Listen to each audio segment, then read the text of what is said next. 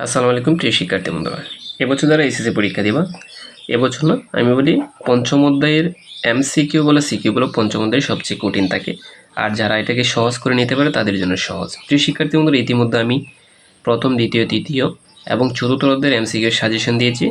তোমাদেরকে আজকে পঞ্চম অধ্যায়ের কিছু এমসিকিউ সাজেশন দেবো। আর পঞ্চম অধ্যায়টা অনেকেই পড়ে কিন্তু কমন ফেলতে পারে না।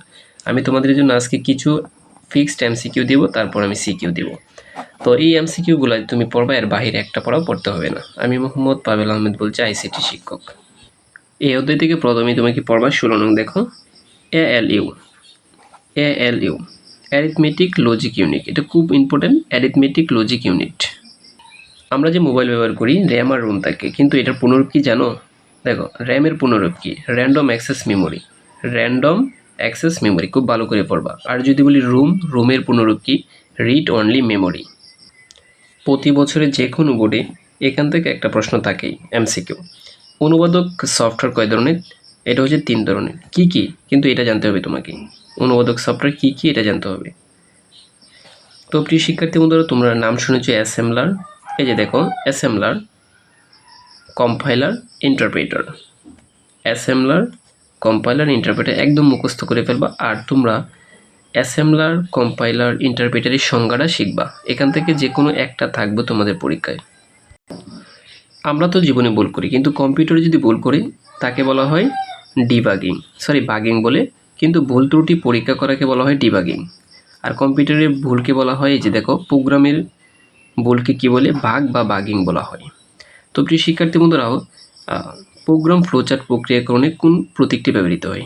এটা হচ্ছে দেখো, আয়ত। সবার আইসিটি বই অবশ্যই আছে। এই আইসিটি বইয়ের এই সংকেতগুলো কাজ কি, এগুলো একটু পড়ে নেবে। এখান থেকে প্রতি বছরে যে কোনো বোর্ডে একটা প্রশ্ন থাকে। যেমন আমি যদি বলি, এখানে দেখো, তোমাকে এখানে কি বলছে দেখো, কোনটি ফ্লোচার্টের সংযোগ প্রতীক? সংযোগ করে কিন্তু এই যে বৃত্ত দ্বারা, যেটা এটা না, কিন্তু এটা কিন্তু একটু ডিমের মতো, আর এটা বৃত্ত। ঠিক আছে, তার মানে এই চিত্রগুলো একটু পড়বা। লজিক্যাল অপারেশন আছে কিছু। লজিক্যাল অপারেশন দেখো এইগুলো। আচ্ছা, তো এই যে আমরা যে ডাবল অ্যান্ড, সি ভাষায় ডাবল অ্যান্ড কোন ধরনের অপারেশন বলা হয়? এটাকে লজিক্যাল। কোনটি সম্পর্কযুক্ত অপারেশন? সম্পর্ক থাকবে, দেখো 2 নং। এই ধরনের কিছু রিলেশন আছে, অপারেশন আছে, যৌক্তিক বলো, গাণিতিক বলো, এগুলো একটু বই থেকে পড়ে নিবা। এগুলো থেকেই কমন পড়তে পারে। তো এখানে দেখো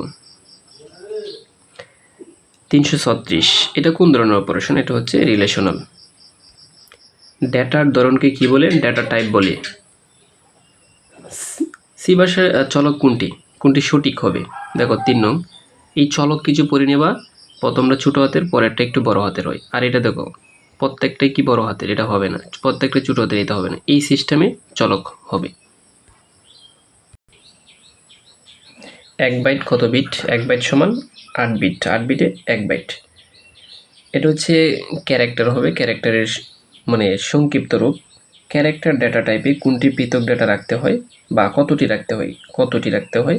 এটা হচ্ছে 256টি। 15 ডেটা কোন ধরনের ডেটা টাইপ? এটা হচ্ছে ইন্টিজার। আইএনটিতে হচ্ছে ইন্টিজার। এই অধ্যায়টা হচ্ছে আইসিটি জগতের সবচেয়ে বড়, আর এটা শেষ হবে না।